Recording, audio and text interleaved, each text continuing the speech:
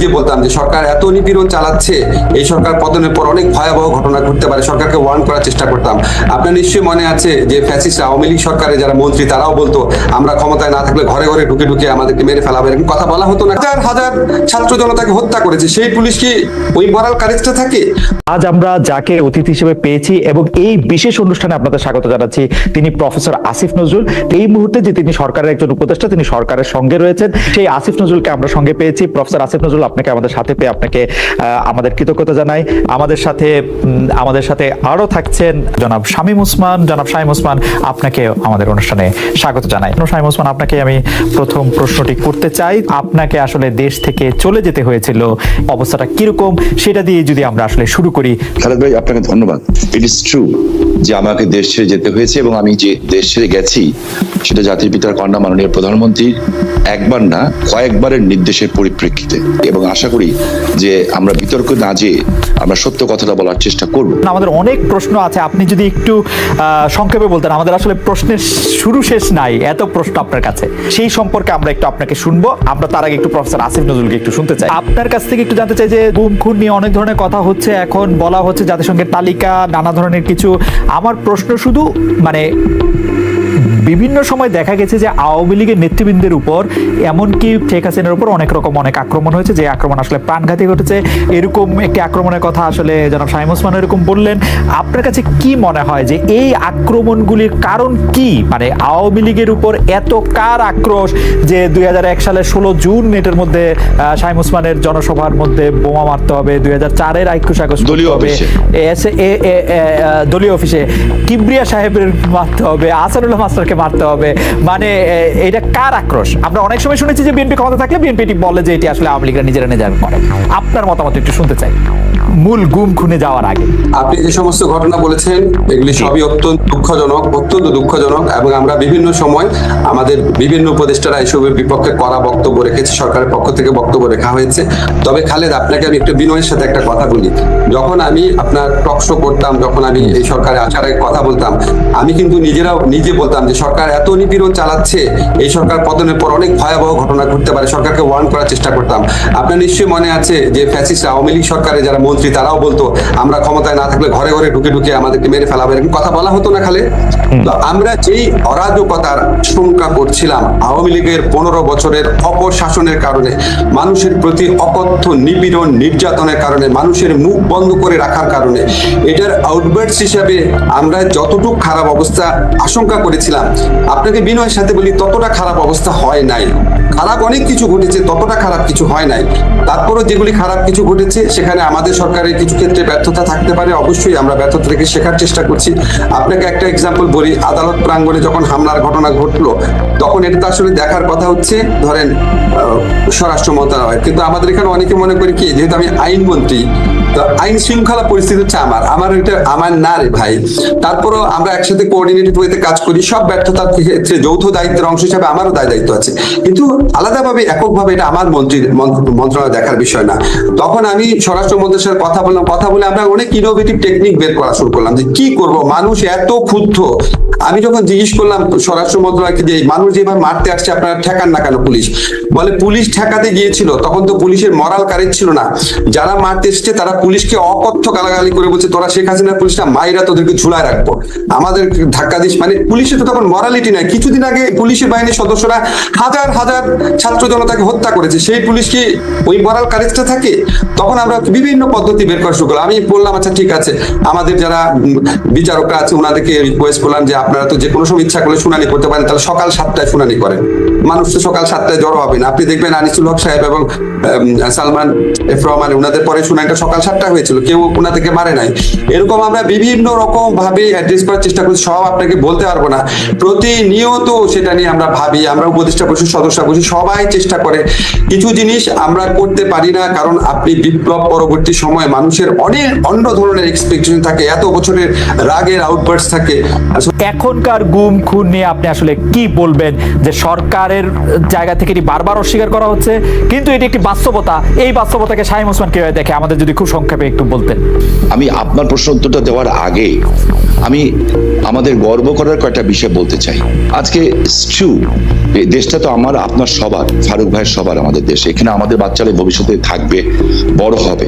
দেশের সম্মান যদি বৃদ্ধি পায়, আমাদের সবার সম্মান বৃদ্ধি পাবে। আমরা কোনো খারাপ জিনিসকে আমরা আশা করি না। আজকে আপনার কাছে আমার একটা প্রশ্ন না, জাতির, পৃথিবীর, বিশ্বের কাছে প্রশ্ন। শান্তির জন্য নোবেল পুরস্কার দেওয়া হয়, এমন এমন লোকও আছেন যারা শান্তির সাথে জড়িতই না, কিন্তু তারা নোবেল পুরস্কার পান। আমি কোনো ব্যক্তির কথা বলবো না। দেশে আজকে যে প্রশ্নটা আপনি করেছেন জি, গুম খুনের ব্যাপারে, জি, আমি খুব পরিষ্কারভাবে বলতে চাই, একটা পরিবার আগুন দিয়ে বাসে পুড়িয়ে মেরে ফেলা হলো। বাসে শুয়েছিল ড্রাইভার আর কন্ট্রাক্টর, তাকে আগুন দিয়ে পুড়িয়ে মারে হলো। ওস্তাদকে মাথা দিয়ে যে কন্ট্রাক্টর পুড়িয়ে ফেলো, 85 জন মানুষকে পুড়িয়ে ছাই করে দেওয়া হলো। এটার নাম রাজনীতি। আর তাদের বিচার হলো না কেন? যারা আগুন সন্ত্রাস করলো এই দেশে, যারা পুলিশকে পুড়িয়ে মারলো, সাংবাদিককে পুড়িয়ে মারলো, জজ করে বোম মারলো, এবং বিভিন্ন স্কুল সেন্টার উড়িয়ে দিল। আমি এই সরকারের কাছে প্রশ্ন রাখতে চাই, এই সরকার ন্যায় বিচার কেন করছে না? আমি একটু মানে প্রথমত কারা আগুন দিয়েছে সেই বিষয়টি আসলে পুলিশ তার চার্জশিট বা তার যে প্রতিবেদন, সেই প্রতিবেদনে দাখিল করতে পেরেছে কিনা আমি জানি না, কিন্তু অজ্ঞাতনামা যাদের বিরুদ্ধে মামলা দেওয়া হয়েছে বা যাদের বিরুদ্ধে মামলা দেওয়া হয়েছে তারা বেশিরভাগই বিএনপির নেতা বা কর্মী, এবং তাদের মধ্যে থেকে বিএনপির অনেক নেতা কর্মী আছেন যাদের হাতে একটি বোমা নিয়ে তারা বোমা মারছেন, সেটি ভাবনাটাও একটু মানে কষ্টকল্পনা। শামীম ভাই, এর জন্য তো আর আপনি সরকারকে মানে একজন মানুষকে আমি গুম করে দিব, খুন করে দিব, এই বিষয়টাকে আমি একজন মানুষ হিসাবে, আমি যদি মৃত্যু হয়ে যায় আমার, আমি কোনোদিন এটাকে সাপোর্ট করব না। এবং অতীতে কে কি করেছে সেই জন্য আমাকে একই পথে চলতে হবে, আমি সেটাকেও মনে করি না। আমি আমাদের সজীবদের জয় একটা ফেসবুকে, এই যে আমেরিকা গত 2 দিন আগে একটা স্ট্যাটাস দিয়েছেন, 3-4 দিন আগে, বিএনপি জামাতের সরকারের 100 দিনের সন্ত্রাসী কার্যকলাপে নিহতের সংখ্যা ছিল 100 দিন, মাত্র 100, এবং যা দিয়েছেন উনি সব কয়টা হলো মিডিয়ার থেকে নেওয়া। আমার হাতে কাগজগুলি আছে, এবং এগুলি সব মিডিয়ার থেকে দেওয়া। এবং উনি ওইখানে বলেছেন 100 দিনে নিহতের সংখ্যা ছিল 1200, ধর্ষণের ঘটনা গড়ে প্রতিদিন 4টি, খুনের সংখ্যা গড়ে প্রতিদিন 6 জন। থানার ওসিও নিজের যান বাঁচাতে জিডি করেছিলেন। হ্যাঁ, এখন আমি এই কথা দিয়ে এটা প্রমাণ করতে চাই না যে ওনারা করেছেন দেখে আমাকে করতে হবে, এটা আমি বলতে চাই। বলতে পারে আমরা তো একটা পলিটিক্যাল পার্টির গভর্নমেন্ট না। পলিটিক্যাল পার্টির গভর্নমেন্ট হয় কি, তারা অনেকদিন একসাথে কাজ করে, তাদের মধ্যে কোঅর্ডিনেশন থাকে, তাদের একটা দক্ষ কর্মী বাহিনী থাকে।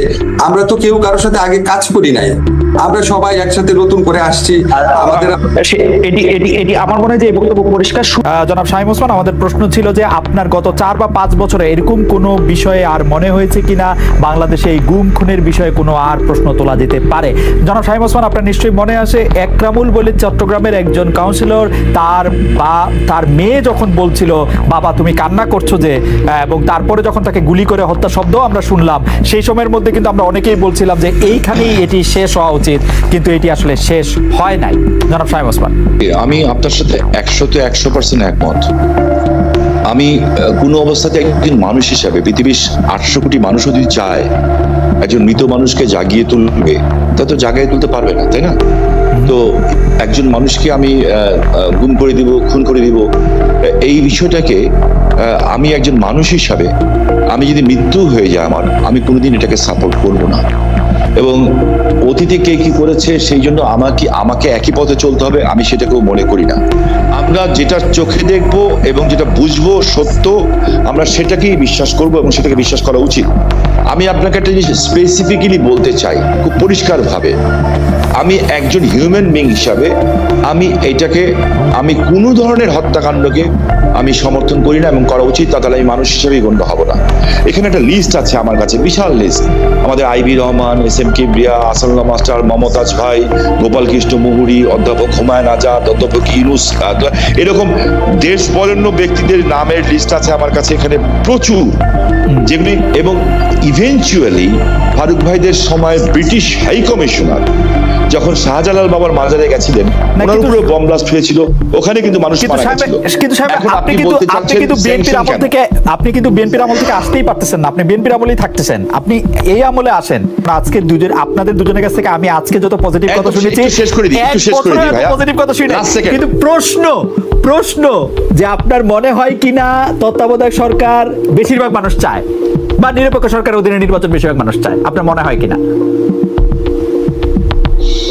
আমার মনে হয় যে বাংলাদেশের মানুষ উন্নয়ন চায়, এবং বাংলাদেশের মানুষ যেটা দেখেছে যে বিএনপির শেষ বাজেট ছিল 60,000 কোটি টাকার, আর আওয়ামী লীগের এই বাজেট ছিল 6 লাখ কোটি টাকার। মানুষ তার উন্নয়ন চায়। ওই শামীম ওসমান কথা বলবে না ফারুক ভাই কথা বলবে, দ্যাটস নট মানে যেমন ইলেকশনই হোক, ইলেকশন যেমনই হোক, দেখতে চায় যেমনই যে ইলেকশন হোক, যেমন না, মানুষ তার ভোটের অধিকারও চায়, এবং আমি নিজেও চাই যে ভোটের অধিকার